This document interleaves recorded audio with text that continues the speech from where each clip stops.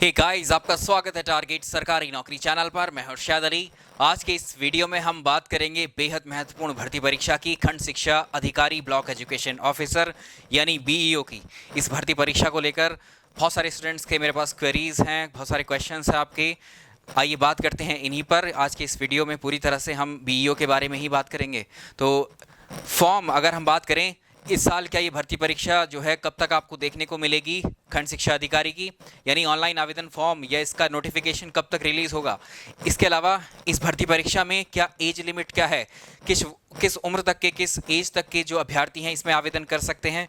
और एक सबसे ज़रूरी और इम्पॉर्टेंट सवाल जो आजकल एक प्रारंभिक जो आपकी अर्हता परीक्षा है, जो पीईटी की परीक्षा है, क्या इस परीक्षा के लिए बीईओ के लिए पेट परीक्षा क्वालिफाई करना ज़रूरी होगा क्या? इस बात को भी इस वीडियो में हम डिस्कस करेंगे, जानेंगे इसके जवाब को। साथ ही कौन से अभ्यर्थी, बीएड वाले, बीटीसी वाले, डीएलएड वाले, क्या ये अभ्यर्थी आवेदन कर पाएंगे इस परीक्षा में? ऐसी इस तरह के क्वेश्चंस भी आपके हैं, तो सारे क्वेश्चंस के जवाब आज के इस वीडियो में हम डिस्कस करेंगे। चलिए शुरुआत करते हैं। आपसे रिक्वेस्ट है वीडियो को लाइक कर दीजिए। और सबसे पहले हम बिंदुवार तरीके से अगर डिस्कशन करना शुरू करें तो पहले देखेंगे नोटिफिकेशन या इसके फॉर्म कब तक आएंगे। दूसरा हम बात करेंगे इसकी योग्यता यानी एलिजिबिलिटी को लेकर, कौन कौन इस परीक्षा को दे पाएंगे या कौन कौन अभ्यर्थी इसमें आवेदन कर पाएंगे। साथ ही एज लिमिट क्या है, आयु सीमा, किस उम्र तक के अभ्यर्थी इसमें आवेदन कर सकते हैं, कितनी सैलरी इसमें मिलती है खंड शिक्षा अधिकारी बनने के बाद में। दूसरा, परीक्षा प्रारूप या एग्ज़ाम पैटर्न क्या होगा, कितने एग्ज़ाम होते हैं, कितने पेपर होते हैं इसमें और कौन कौन से पेपर होते हैं। साथ ही डिस्कस करेंगे कौन सी बुक्स आपको पढ़नी चाहिए इस परीक्षा की तैयारी शुरू करने के लिए अपनी, अगर आप बिल्कुल स्टार्टिंग स्टेज में ही हैं एकदम। और इसके लिए, इस परीक्षा के लिए नोट्स भी अवेलेबल हैं आपको फ्री में, तो इन पर हम चर्चा करेंगे बिंदुवार तरीके से। आइए पहले ही बिंदु को डिस्कस कर लेते हैं कि इस परीक्षा का नोटिफिकेशन कब तक आएगा। हमने आपसे डिस्कस किया था कि खंड शिक्षा अधिकारी भर्ती परीक्षा के लिए अधियाचन मांगे गए हैं, रिक्त पदों के अधियाचन मांगे गए हैं। यानी अभी अगर आप देखें तो 200 से ज़्यादा पद जो हैं, अभी अगर देखें 200 के आसपास जो पद हैं वो रिक्त हैं खंड शिक्षा अधिकारी के। और जो पिछली भर्ती हुई थी वो वर्ष 2019 में आखिरी बार भर्ती हुई थी 2019 में। और ये भर्ती परीक्षा आपकी, या हम कहेंगे जो इसकी नियुक्तियां थी 2019 की, सकुशल हो भी गई हैं, है ना। यानी ये भर्ती अपने ठीक समय से हुई, रिजल्ट आया और इसकी नियुक्तियां भी, अपॉइंटमेंट भी हो चुके हैं अब तक, ठीक। और इसमें जो कुल पद आए थे, वैसे ये कुल पद थे 309। यानी अपने आप में अगर आप उत्तर प्रदेश में देखें तो इतने ही पद होंगे। ये अपने आप में भी बहुत ज़्यादा पद हैं इस अच्छे पोस्ट के लिए, क्योंकि जितने बड़े अधिकारी होते हैं उनके कम ही पोस्ट आपको मिलेंगे, ठीक है। तो अपने आप में एक बड़ा महत्वपूर्ण सा पद है ये। और पिछली भर्ती के अगर आप देखेंगे 40 से 45 पद जो है इस भर्ती परीक्षा में भी खाली थे। तो इसका अधियाचन जो है, इसके अधियाचन, रिक्त पदों के अधियाचन मांगे गए थे। अगर नए पदों की हम बात करें तो अधियाचन में भी 200 पदों की बात की गई थी, 199 पदों की, और पिछले पद ये हैं। तो कुल मिलाकर के ये 200 प्लस पद हो सकते हैं। तो ये पदों की संख्या घटती बढ़ती रहती है, लेकिन इतना तो कन्फर्म है इसके पद खाली हैं। और इसके जो आवेदन अगर आप देखेंगे या आप कहेंगे इसका नोटिफिकेशन कब तक आने की उम्मीद है, जो अगर आपने देखा हो इस परीक्षा को कौन सा आयोग करवाता है ये आप पहले से ही जान रहे हैं, यूपीपीएससी के द्वारा ये परीक्षा करवाई जाएगी आपकी बीईओ की, उत्तर प्रदेश लोक सेवा आयोग। तो उत्तर प्रदेश लोक सेवा आयोग का जो परीक्षा लेने का पैटर्न है वो लगभग सभी परीक्षाओं का एक जैसा है और अच्छे खासे स्तर के प्रश्न इसमें पूछे जाते हैं। मैं पेपर भी आपको दिखाऊंगा पिछली बार का जो हुआ था, ठीक है। तो यूपीपीएससी ये परीक्षा करवाता है। और अगर आप एग्ज़ाम कैलेंडर की बात करेंगे यूपीपीएससी का जो एग्ज़ाम कैलेंडर है वो अभी जुलाई मंथ का है, ठीक है। मतलब जुलाई मंथ तक का कैलेंडर जारी हुआ है, वो जो पहले है वो, उसके बाद अब जो है नया कैलेंडर जो जारी होगा उस कैलेंडर में हो सकता है आपको देखने को मिलेगी ये खंड शिक्षा अधिकारी की, ये खंड शिक्षा अधिकारी का जो नोटिफिकेशन है या इसकी एग्जामिनेशन की डेट, जो भी सूचना है वो नए यूपीपीएससी के इस कैलेंडर में आने वाली है। और वो कैलेंडर जो है आपका जुलाई महीने में भी रिलीज़ हो सकता है। और इसकी जो भर्ती परीक्षा है ये इसका अगस्त तक, अगर इसका हम विज्ञप्ति देखें पिछली बार की भी, तो एक विज्ञप्ति के माध्यम से इसकी सूचना बहुत जल्दी इस पर जो है कार्य किए गए थे। तो इस बार भी जो है अगस्त में, ऐसा कहा जा सकता है कि अगस्त में ये नोटिफिकेशन आपको देखने को मिल सकता है, कौन सा, बीईओ का।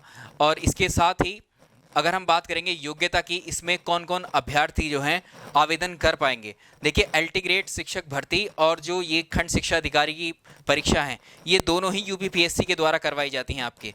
तो इसमें जो आयोग करवाने वाला है वो यूपीपीएससी है। और आप में से कई सारे स्टूडेंट्स पूछ रहे हैं क्या इनके लिए पीईटी ज़रूरी होगा, क्या पैट ज़रूरी होगा। देखिए जो पैट की परीक्षा है वो किन एग्ज़ाम्स के लिए ज़रूरी है। एक दूसरा आयोग है यूपी ट्रिपल एस सी, ठीक है, उत्तर प्रदेश अधीनस्थ सेवा चयन आयोग है। ये उत्तर प्रदेश लोक सेवा आयोग है। तो एलटी ग्रेड की परीक्षा हो चाहे आपकी बीईओ की परीक्षा हो, ये दोनों तो कराएगा यूपी पीएससी, ठीक है, ये आयोग कराएगा। तो इस आयोग की अगर हम बात करें तो ये दोनों परीक्षा ये करवाएगा।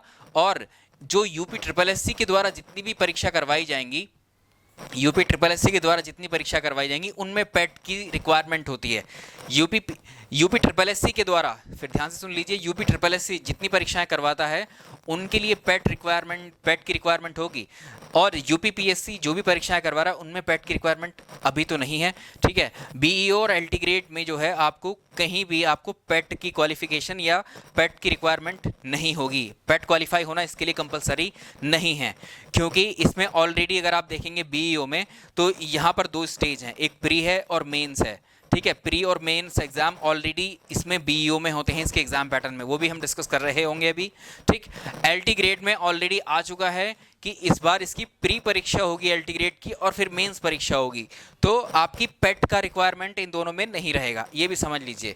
और अगला जो एग्जाम कैलेंडर है यूपीपीएससी का, उन दोनों में ही आपको ये दोनों भर्ती परीक्षाएं देखने को मिल सकती हैं। दोनों के ही अधियाचन जो हैं मांगे गए हैं रिक्त पदों के। तो इसका मतलब समझ जाइए कि आयोग में इन भर्ती परीक्षाओं को लेकर कार्य चल रहे हैं।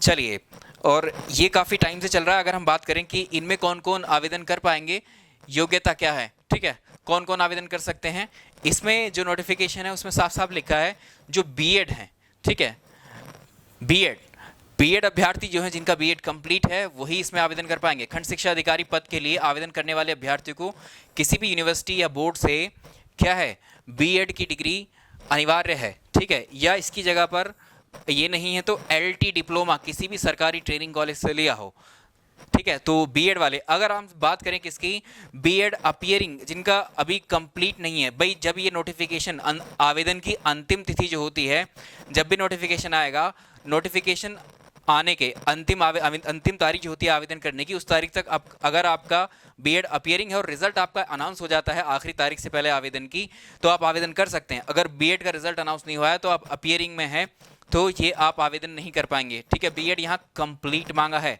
यानी रिजल्ट अनाउंस होना चाहिए आपका सार दोनों ईयर्स का, ठीक है। और ये जो है बीटीसी और डीएलएड, ये भी इसमें आवेदन नहीं कर पाएंगे, ठीक है। आपने क्वेश्चन पूछा था क्या बीटीसी डीएलएड इसमें आवेदन कर पाएंगे, बीटीसी डीएलएड के लिए नहीं है, केवल बीएड एलटी डिप्लोमा वालों को ही इसमें अलाउ किया गया है। ये इसकी सबसे ऊंची स्तर की आप कह सकते हैं उच्च योग्यता में शामिल है, ठीक है। तो ये आपको योग्यता भी क्लियर होगी। अब हम बात कर लेंगे किसके ऊपर, अब हम बात कर लेंगे थोड़ा सा इसकी आयु सीमा को लेकर के, ठीक है, आयु सीमा को लेकर के बात कर लेंगे। तो इसकी आयु सीमा जो है खंड शिक्षा अधिकारी की बीईओ बनने के लिए इसकी एज लिमिट जो न्यूनतम एज है वो यहाँ पर 21 वर्ष है न्यूनतम आयु, और जो मैक्सिमम एज है अधिकतम आयु 40 वर्ष है, ठीक है। अधिकतम आयु जो है 40 ईयर्स, मिनिमम 21 से 40 वर्ष आयु होनी चाहिए। और जो आपके लिए ओबीसी कैटेगरी है, एससी एसटी कैटेगरी है, जो रिजर्वेशन आपको मिलता है वो रिजर्वेशन और ऐड कर लीजिए इसमें, ठीक है। 40 से ऊपर चला जाएगा ओबीसी एससी एसटी के लिए, ठीक है। तो रिजर्वेशन भी इसमें लगेगा, तो 40 से ऊपर तक के भी इसमें दे सकते हैं, आवेदन कर सकते हैं, लेकिन वो ओबीसी एससी एसटी वाले हैं। बाकी 40 साल तक जो है ये जनरल कैटेगरी के लिए हैं। कितनी सैलरी है, अगर इसकी सैलरी की हम बात करें 60 से 65 हज़ार के आसपास ये सैलरी रहती है इसकी, ठीक है। 60 हज़ार प्लस या माइनस आप कह लीजिए, इतना शुरुआत में जो है आपको मिलने लगता है इसमें, इस भर्ती परीक्षा में। और इस भर्ती परीक्षा को क्वालिफाई करने के बाद या आप कह सकते हैं सिलेक्शन होने के बाद। तो अगर आप अपनी तैयारी करना चाहते हैं, आपके लिए हम डिस्कस करेंगे अभी यहाँ पर किस तरह से आप अपनी तैयारी को शुरू कर सकते हैं। चलिए, क्योंकि इस भर्ती परीक्षा की तैयारी भी हमने आपको, जब पिछली बार 2019 की परीक्षा हुई थी तो सबसे ज़्यादा अगर आप देखेंगे किसी चैनल को आपने देखा है इस खंड शिक्षा अधिकारी भर्ती परीक्षा के लिए, तो आपने इसी चैनल पर मेरे ही वीडियोस को देखा है। आप पुरानी प्लेलिस्ट बनी हुई है खंड शिक्षा अधिकारी की, आप आज भी देखेंगे तो वीडियोस अवेलेबल हैं। और उस समय जो सब्जेक्ट्स मैंने डिटेल में पढ़ाए थे आपको, वो सारे अवेलेबल हैं, वो नोट्स भी आज भी अवेलेबल हैं। और खंड शिक्षा अधिकारी में उसमें काफ़ी सारे प्रश्न आपको देखने को मिले थे, कम से कम 45 से 50 प्रश्न थे आपके, जो उस परीक्षा में जो हमने आपको डिस्कस किया था, पढ़ाया था चैनल पर, उसमें से आए थे। और वो वीडियो भी हम एक वीडियो में भी पहले बताया था, जब इसका एग्ज़ाम हुआ था उस साल, ठीक है, 2020 में। परीक्षा का प्रारूप समझ लेते हैं। तो आप जो है परीक्षा का प्रारूप की अगर हम बात करें, इसको देख लीजिए। परीक्षा पैटर्न, ये भी बड़ा इंपॉर्टेंट है जानने के लिए, यही तो असली चीज़ है भाई। किसी भी परीक्षा में जाने से पहले आपको उस परीक्षा के बारे में पता होना चाहिए, पेपर कितने हैं उसके और किस किस तरह से आपको एग्ज़ाम देना है उसका। तो इसमें 2 एग्ज़ाम है, एक तो प्रीलिम एग्ज़ाम है, एक मेंस एग्ज़ाम है। एक प्रारंभिक परीक्षा है और एक मुख्य परीक्षा है। प्रारंभिक परीक्षा और मुख्य परीक्षा। तो सबसे पहले आपको चिंता करनी होगी प्रारंभिक परीक्षा की। जो प्रारंभिक परीक्षा में पास होंगे तभी उनको मुख्य परीक्षा के लिए बुलाया जाएगा। ऐसा नहीं है कि दोनों परीक्षाएं एक ही साथ हो जाएंगी। प्रारंभिक परीक्षा में जो क्वालिफाई करेंगे वही बुलाए जाएंगे मुख्य परीक्षा के लिए। और क्वालिफाई करने के लिए कितने अंकों की आपको रिक्वायरमेंट है, मुख्य परीक्षा में कितने अंक वालों को बुलाया जाएगा, ये अभी डिस्कस करेंगे हम लोग, ठीक है। यहाँ देखिए, अब प्रारंभिक परीक्षा की बात करते हैं तो नेगेटिव मार्किंग का भी इसमें प्रावधान है। ये जो कटिंग आप सीधे देख रहे हैं, ये कटिंग है हमारे ओरिजिनल नोटिफिकेशन की, ठीक है। तो प्रारंभिक परीक्षा के लिए जो ऑब्जेक्टिव टाइप के ऑब्जेक्टिव प्रश्न पूछे जाएंगे आपसे, प्रारंभिक परीक्षा में ऑब्जेक्टिव टाइप के प्रश्न पूछे जाएंगे और गलत उत्तर के लिए जो है नेगेटिव मार्किंग भी रखी गई है। तो नेगेटिव मार्किंग है, बहुत सावधान होकर के इस परीक्षा को आपको जो है उत्तरों को चुनना होगा। प्रत्येक प्रश्न के लिए 4 वैकल्पिक उत्तर हैं। उम्मीदवार द्वारा प्रत्येक प्रश्न के लिए एक गलत उत्तर के लिए आपको 1/3 की नेगेटिव मार्किंग की गई है। 1/3 मार्क जो है आपके डिडक्ट हो जाएंगे, 0.33 मार्क्स, ठीक है। और यदि कोई उम्मीदवार एक से अधिक उत्तर देता है तो इसे भी गलत माना जाएगा। ये आपका एज यूजुअल जैसे होते हैं आपके रूल्स वही हैं, ठीक। यदि कोई उम्मीदवार प्रश्न हल नहीं कर पाता है, चलिए ये बात अलग है, लेकिन अब देख लेते हैं कितने अंक निर्धारित किए गए हैं ताकि आप मेंस में परीक्षा भी दे पाएँ, मेंस वाली, ठीक है। तो यहाँ पर आप देखिए, अनुसूचित जाति, अनुसूचित जनजाति यानी SC एंड ST अभ्यर्थियों के लिए न्यूनतम मानक मिनिमम एफिशिएंसी स्टैंडर्ड्स जो रखे गए हैं वो 35% अंक निर्धारित किए गए हैं। प्रीलिम्स परीक्षा में, प्री परीक्षा में, ठीक है, 35% जो आपका पेपर है उसके 35% अंक अगर आप लेकर के आते हैं, ठीक है, या आपको यदि प्रारंभिक परीक्षा या मुख्य परीक्षा में 35% से कम अंक अगर प्राप्त करते हैं तो वे श्रेष्ठता या चयन सूची में शामिल नहीं किए जाएंगे। तो 35% ज़रूरी है स्कोर करना, ठीक है। इसी प्रकार अन्य श्रेणी के लिए ये जो रखा गया है न्यूनतम दक्षता मिनिमम एफिशिएंसी स्टैंडर्ड जो है वो 40% का है। अर्थात ऐसे अभ्यर्थी यदि प्रारंभिक परीक्षा मुख्य परीक्षा में अगर 40% से कम अंक लेकर के आते हैं तो वो भी श्रेष्ठता चयन सूची से बाहर कर दिए जाएंगे, ठीक है। तो आपको जो है ये भी पता लग गया, यहाँ पर क्लियरली अब मेंशन किया हुआ है, यानी आपको जो जनरल और OBC हैं, ठीक है, यहाँ पर आप देख सकते हैं, यहाँ पर SC ST के लिए 35% है और जनरल OBC के लिए जो है वो 40% आपको स्कोर करना ज़रूरी है प्रीलिम्स की परीक्षा में, प्रारंभिक परीक्षा में, ठीक है। और मुख्य परीक्षा भी में अगर पहुँचते तो वहाँ भी 40% ही स्कोर करना ज़रूरी है, ठीक। पहले तो प्री ही होगा, पहले आप प्री के ही बारे में बात करिए, ठीक है। अभ्यर्थियों के सामान्य हिंदी के अनिवार्य प्रश्न पत्र में न्यूनतम अंक प्राप्त करने की अपेक्षा की जाएगी, ठीक। चलिए अब हम देख लेते हैं प्रश्न पत्र, इसका जो सिलेबस है वो किस तरह का पाठ्यक्रम, अभी हम बात करेंगे इसकी। और अभी आपके लिए अगर देखो, इस परीक्षा में जब भी नोटिफिकेशन आएगा इसमें ज़्यादा समय नहीं होता है और ये परीक्षा बहुत जल्दी करवाई जाती है आयोग के द्वारा। आप अपनी तैयारी अपने सिरे से शुरू कर सकते हैं अभी भी, और आप अगर चाहें तो हमारे साथ जुड़कर भी ये तैयारी कर सकते हैं। आपके लिए जो है पिछले साल जो हमने आपको डिटेल में पढ़ाए हैं सारे विषय, ठीक है, वो सारे विषयों की प्लेलिस्ट चैनल पर बनी है, उनको आज अपडेट कर देंगे, फिर से आपको ऊपर ही शो करने लगेगी, ठीक। इसके अलावा जो नोट्स हैं वो नोट्स भी हमने अपने टेलीग्राम में अपलोड कर रखे हैं, अभी शो करेंगे आपको टेलीग्राम कौन सा है, उसके माध्यम से भी कर सकते हैं। उनको डाउनलोड कर लीजिए उन नोट्स को, चाहे प्रिंट आउट ले लीजिए उनके, चाहे उन वीडियोस को देखिए, उनकी प्रैक्टिस भी मैंने करवाई है आपको, थ्योरी भी करवाई है, उनसे करिए वो बेसिक। अगर आप कुछ नहीं करना चाहते हैं, बिल्कुल शुरुआत से ही करना चाहते हैं, और अगर आप चाह रहे हैं कि हमारे साथ जुड़ करके स्पेशल बैच में, तो आप एडमिशन ले सकते हैं 9717887881 पर। जो अभ्यर्थी चाह रहे हैं कि टाइम से आप अपनी कक्षाएं क्लासेस शुरू कर दें इस परीक्षा की, जिनको बिल्कुल अगर कुछ भी नहीं आता है अभी भी इस परीक्षा को लेकर, जितने विषय इसमें दिए हुए हैं उन सारे विषयों को आप हमारे साथ 9717887881 ये व्हाट्सएप नंबर है टारगेट सरकारी नौकरी चैनल का, इस पर आप जानकारी ले सकते हैं, ठीक है। और इसके लिए स्पेशल बैच जो है, स्पेशल क्लासेस हैं, वो हमारी 15 जुलाई से शुरू हो रही हैं। इसमें जो भी वीक स्टूडेंट्स हैं, जैसे बिल्कुल भी कुछ भी समझ में नहीं आ रहा है, यूपीपीएससी का पैटर्न हो, ठीक है, चाहे ये विषय हो कि किस तरह से पढ़ना है, प्रश्न को पूछने का तरीका क्या है, एक ही प्रश्न को कितने तरीके से बार बार पूछा जा सकता है, एक ही टॉपिक से कितने सारे क्वेश्चन फ्रेम किए जाते हैं, वो सब आपको स्पेशल बैच ज्वाइन कर लेंगे तो उसमें मेरे द्वारा क्लासेस शुरू हो रही हैं, आप चाहें तो ज्वाइन कर सकते हैं। और आपको मैंने फ्री स्टडी मटेरियल भी इतना सारा दिया है, क्लासेस भी इतनी सारी दी हैं, वो भी अवेलेबल है, चाहे आप पहले उन्हें पढ़ लीजिए, वो आपके ऊपर है, ठीक है। पहले अब हम सिलेबस की बात कर लेते हैं। तो सिलेबस की अगर हम बात करें या इसकी परीक्षा की बात करें तो जो प्री परीक्षा है, तो प्रारंभिक परीक्षा जो प्रिलिमिनरी एग्ज़ाम है इसका, उसमें आपका एक पेपर होगा, ठीक है। खंड शिक्षा अधिकारी पद पर चयन हेतु प्रारंभिक परीक्षा में सामान्य अध्ययन का, जनरल स्टडीज़ का आपका एक पेपर होगा, ठीक है। जनरल स्टडीज़ का एक प्रश्न पत्र होगा जिसमें प्रश्नों की संख्या तो 120 रहेगी और कुल अंक 300 निर्धारित किए गए हैं, और ये 120 मिनट आपको मिलेंगे, इसमें 2 घंटे का समय है। तो सामान्य अध्ययन ये जनरल स्टडीज़, देखो प्रीलिम्स आपको 2 स्टेज बताई हैं, प्री होगा और मेंस होगा, ठीक है। पहले हम प्री की बात कर रहे हैं, तो प्री में आपका एक पेपर होगा, जीएस का एक पेपर होगा, जीएस का वो भी 300 अंक का होगा, 120 क्वेश्चन होंगे उसमें और 120 ही मिनट होंगे, ठीक है। 120 मिनट और 120 क्वेश्चन, यानी मिनट में एक क्वेश्चन के लिए आपको समय मिलेगा। और इसका जो प्रीलिम्स में जीएस में 300 अंक के इस पेपर में 120 प्रश्नों में कौन कौन से प्रश्न आएंगे, पिछले साल का पेपर भी दिखाऊंगा मैं, बने रहिए वीडियो के साथ में।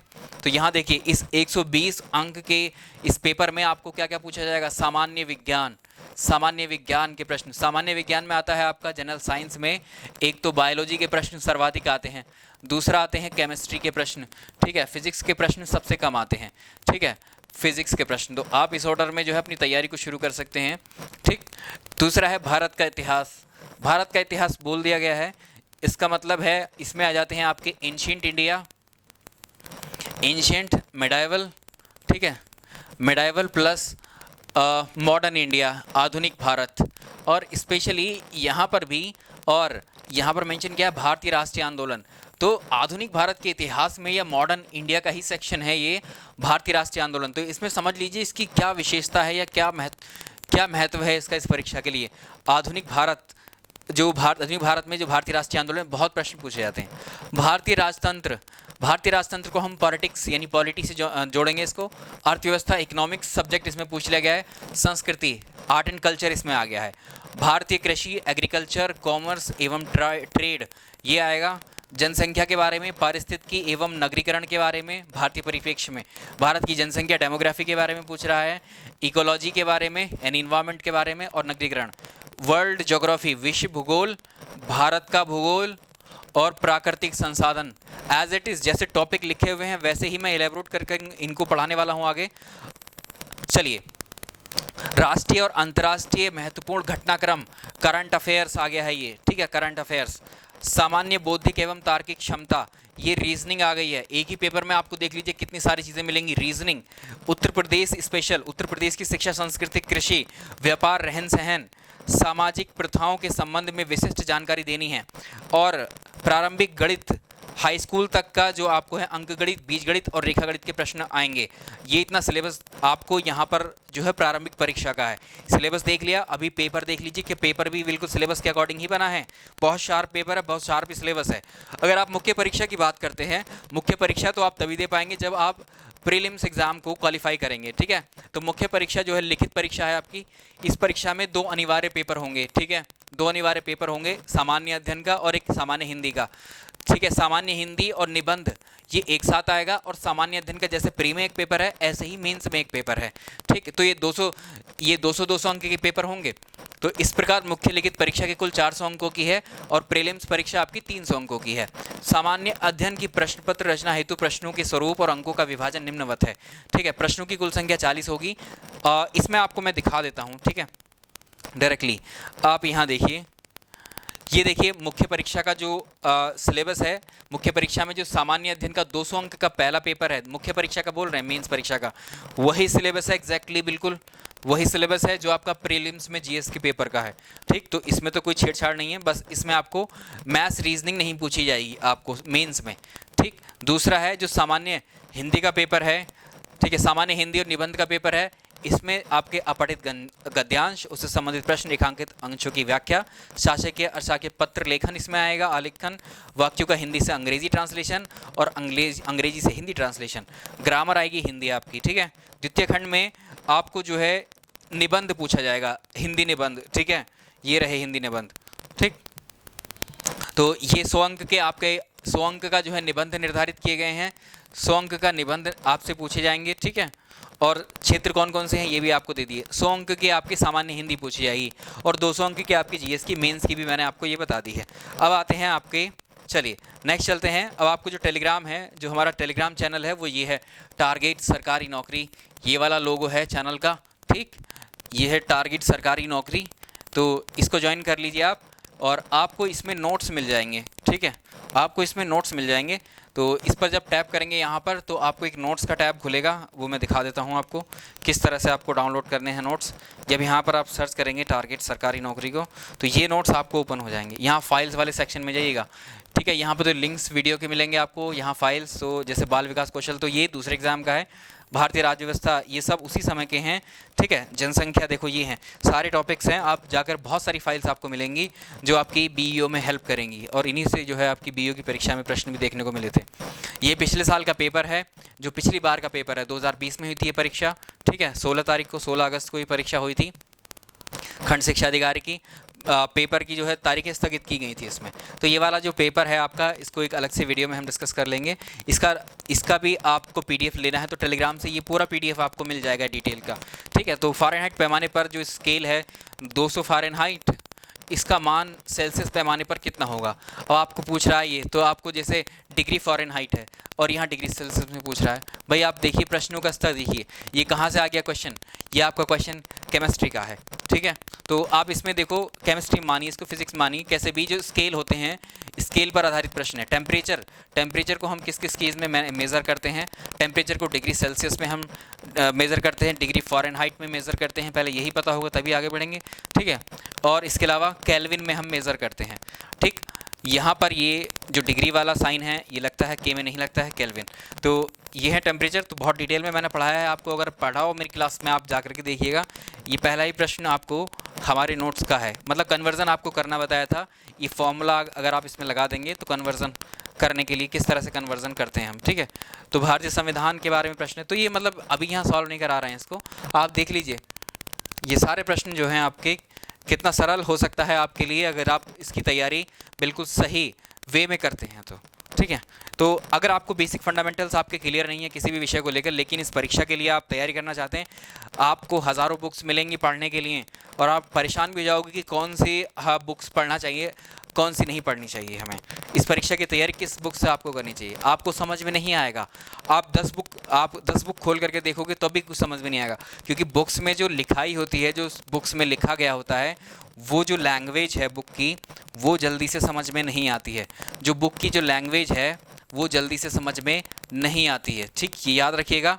इसलिए पहले एक बार बेसिक फंडामेंटल्स क्लियर कर लीजिए आप। हमारे जो पुराने वीडियोज़ हैं, जो नोट्स हैं, बहुत बेसिक से मैंने लिखा है उन सभी नोट्स को, जो आपके लिए फ्री में अवेलेबल हैं। इसके अलावा अगर आपको चाहिए तो स्पेशल क्लासेस मेरी अब शुरू हो रही हैं, ठीक, स्पेशल क्लासेस अभी शुरू हो रही हैं 15 जुलाई से ये आपका बीईओ का बैच शुरू हो रहा है।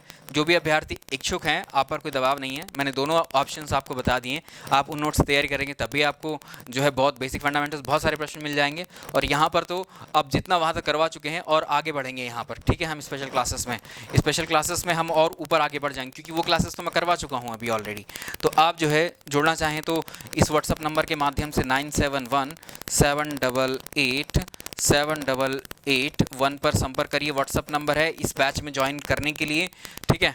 और सामान्य अध्ययन की क्लासेस हैं आपकी, जीएस के जितने भी विषय हैं मैं ही आपको पढ़ाऊंगा, क्योंकि मैंने पिछली क्लासेस आपने मेरी देखी होंगी। आपको मैं अगर कहता हूं कि दूसरे टीचर को पढ़वाने के लिए तो आप लोग नहीं सुनते, बोलते हैं कि आपको हमसे ही पढ़ना है। तो एक एक चीज़ को, एक टॉपिक को, जितने भी टफ टॉपिक हो सकते हैं, रीजनिंग मैथ्स भी, ठीक है, रीजनिंग मैथ्स जीएस तीनों मैं ही करवाऊंगा आपको। और आप देख लीजिएगा कि कितने आसानी से आप जीएस सीख जाएंगे। इवन ये जो आप कोर्स कर लेंगे, ठीक है, ये वाला कोर्स या इस परीक्षा की इवन आप कोर्स ना भी लें, इस परीक्षा की अगर आप तैयारी करते भी हैं तो आपको जो R O A R O की परीक्षा है उसकी तैयारी ऑटोमेटिकली हो जाएगी आपकी, क्योंकि उसका प्रीलिम्स एग्ज़ाम, आर ओ का प्रीलिम्स एग्ज़ाम लगभग एक जैसा है। दूसरा एल टी ग्रेड का जो प्रीलिम्स एग्ज़ाम होगा वो भी बी ओ के जैसा ही होने वाला है, ठीक है, तो आपका इस एग्ज़ाम में भी हेल्प करेगा। तीसरा पीसीएस की प्रीलिम्स एग्ज़ाम की भी तैयारी हो जाएगी आपकी इसी से। तो आप कहेंगे इतनी सारी परीक्षाओं की तैयारी, क्योंकि इन सब में है जीएस, इन सब में है रीजनिंग, एक ही पैटर्न चलता है यूपीपीएससी का प्रारंभिक परीक्षाओं का। इस बात को गांठ बांध लीजिए, ध्यान से समझ लीजिए, ठीक है। तो जो भी अभ्यर्थी चाह रहे हैं, बहुत सारे अभी जो है पहला बैच बनने जा रहा है, लगभग 150 स्टूडेंट्स, 150 प्लस स्टूडेंट्स का जो है बैच हमारा ये पहला बैच बन चुका है। आप चाहें तो इस बैच में एनरोल करवा सकते हैं। और यहाँ पर जो है अभी अगर हम देखें, इस नंबर व्हाट्सएप नंबर पर आप जानकारी ले लीजिएगा बाकी इस बैच के बारे में। तो 150 स्टूडेंट्स का ये पहला बैच हमारा शुरू होने जा रहा है 15 जुलाई से ही, ठीक। इसलिए अभी आपके पास समय है, अभी आप पिछले क्लासेस को देखिए, नोट्स को देखिए, डेमोस को देखिए, उन सभी को देख सकते हैं आप, ठीक। तो बाकी अगर किसी को हेल्प चाहिए, इसमें नोट्स अगर नहीं मिल रहे हैं तो व्हाट्सएप पे तो मैसेज कर सकते हैं, ठीक। क्लासेस पे जाना है तो भी मैसेज कर सकते हैं, वो मैं आपके लिए हेल्प कर दूंगा। बाकी अगर इनसे भी जुड़ना चाहते हैं तो आप हमसे तब भी संपर्क कर सकते हैं। चलिए, इस परीक्षा को बहुत सलीके से एक सही वे में बहुत डिटेल्ड तैयारी हम करवाएंगे आपकी, तो आप जुड़ जाइए।